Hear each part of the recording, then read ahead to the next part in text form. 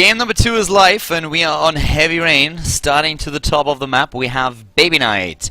He's currently 0-1 against his opponent after losing on Habitation Station.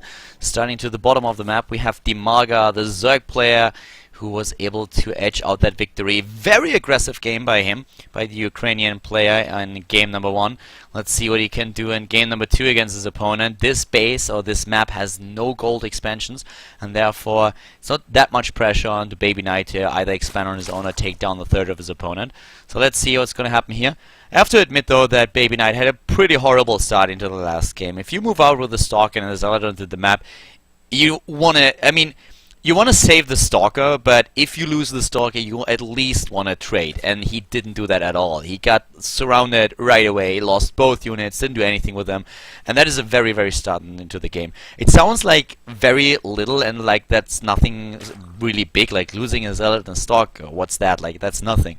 But in reality, that's the one task force that you have at the beginning of the game, the few units that you really can rely upon to push out, do some damage, execute some pressure, maybe kill a couple of drones, and with the Stalker you then move back. That's the map presence that you have. Those are the really key units that enable you to not only secure your own base, but at the same time scout what the Zerg player is doing, pressure him a little bit, and just force him to build few units on his own. And if those get surrounded right away, it takes a lot away from your momentum and from your ability to initiate an attack later on, because you just lack the strength. Those units early on, they really, really count, and this is one of the reasons why BabyKnight had such a real bad game, because he couldn't do anything about this third base anymore, and he was trying to take his own third, but it was very difficult for him to pull that off with Dimaga cutting drones at 43 and just going for full-on aggression. If Dimaga would have played a little bit more greedier and just gone to drone up to 60 or 65, maybe 70 drones, it would have been a completely different ball game. Then BabyKnight would have gotten that third base up, but Dimaga instead just cut the drone production. He saturated the bases that he had. He said, alright, listen, with the gold expansion that I have right now, my mineral income is fine. I do not need more drones than that right now, and I can just go full on with lings and roaches against you and then later attack up. In this game, on the other hand, we have BabyKnight once again with a Nexus first, starts things up with a Forge afterwards, and the Gateway, of course, as a follow-up, which means that Dimaga will be very eager to take his third base at 4 minutes or 4:20. We already have him moving in with the drone into position, and that's exactly what he wants to take here. Like, get that third up as fast as possible. Always the main goal when you see your opponent starting with a Forge is to get that third base up. You can't really contest that natural that he has, because the Forge opening gives the Protoss player the safety with a photon cannon against any incoming pushes. There are of course a couple of timings that work quite well if the Protoss player is too greedy, where you can either attack with like roaches, roach hydra, roach ling, but usually if the if the Protoss player scouts what's happening, and that's his biggest like job after he starts with such an opening, he will be able to just enforce with additional cannons and get a few units in there, mainly of course the sentries for the force fields. So usually Zerg players do not contest this too much, instead they just take that third base instead. And with the third base they have the better economy, they have a really good production since you can rely on 3 hatcheries with lava, also of course with the additional queens and the injects. Just a couple of things that you really want to do here. For the Protoss player right now, it's of course also important just choose a tech tree. Usually it's a Stargate opening, that's at least the most common one these days. We saw that today in the Code 8 groups that I was casting just a few hours ago, that most of the Protoss players in the matchup went for Stargate opening. You can of course also start things off with a Robo. That's usually the case when you want to go either for an Immortal push, or we sometimes still see the old school 2 Colossi push that we had at the beginnings of Heart of the Swarm that can be very, very powerful against Zerg players, especially when they are a little bit too greedy. So in this scenario so far we have once again the +1 attack upgrade for BabyKnight, which usually indicates that you either go into a Colossi attack, but most players will start a little bit later, or that you want to play with an aggressive gateway opening. The thing is we only have 2 gateways so far, but there are gateways number 3, 4 and 5. So gateway aggression. That's why we see this +1 attack upgrade. And that is something that of course Dimaga saw also. Like, he sees already that Forge is spinning, and that Forge is spinning fast. So something is happening here. And what exactly that is of course for Dimaga to guess, but usually when you see that, the chance of the Protoss player trying to be a bit aggressive is pretty high. There's already a pylon being placed down here, and Dimaga didn't see that. It was just outside of vision. So he needs to come up with at least a few units, and he has 26 Zerglings building right now. This is also him trying to be a little bit more aggressive, but at the same time it's a reaction to what he scouted. It's basically both. He wants to be active on the map with the speed upgrade that he's just researching. He's also going into the hatch upgrade into lair, but we have him with roaches, we have him with the Zerglings, we have him scouting the map, trying to find out what's happening here, and he sees that pylon. That warp in pylon has to go. If that pylon is gone, there won't be any additional warp ins for the Protoss player anymore. He has to move back though, because suddenly there are a lot of Zealots and they have +1, and Zealots with +1 2 hit a Zergling.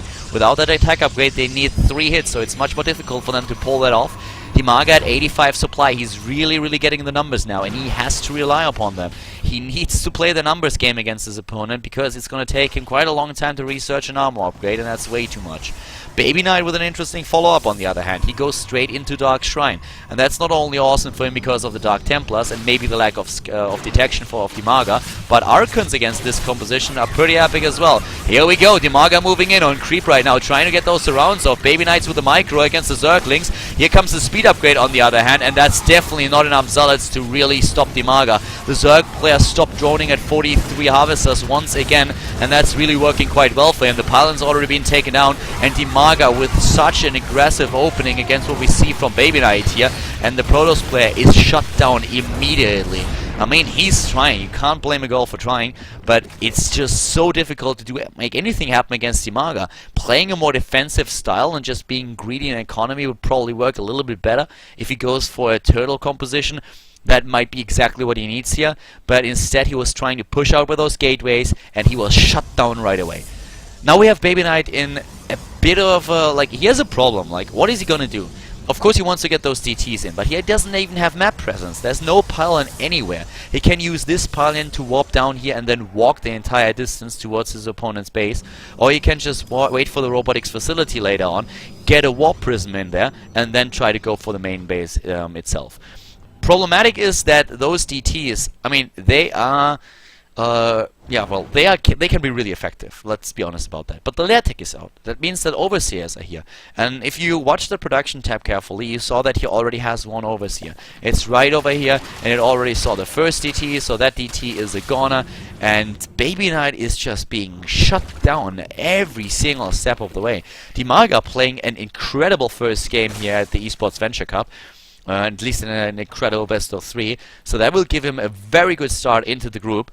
And I have to say that this was so far a pretty good game by him. Both of those games. Very aggressive, very safe at the same time. Not too greedy, not too aggressive. Didn't overcommit to anything. Just shut down the Protoss player wherever he could. And was very careful in the way that he approached the matchup. Always having that safety net there. I think the only weakness that he had with this opening would be against Stargates, but that's something that he most likely would have scouted, and then a different reaction would have followed. As is though, BabyKnight didn't go for Stargates, he both times went for gateway aggression, and that didn't work for him at all.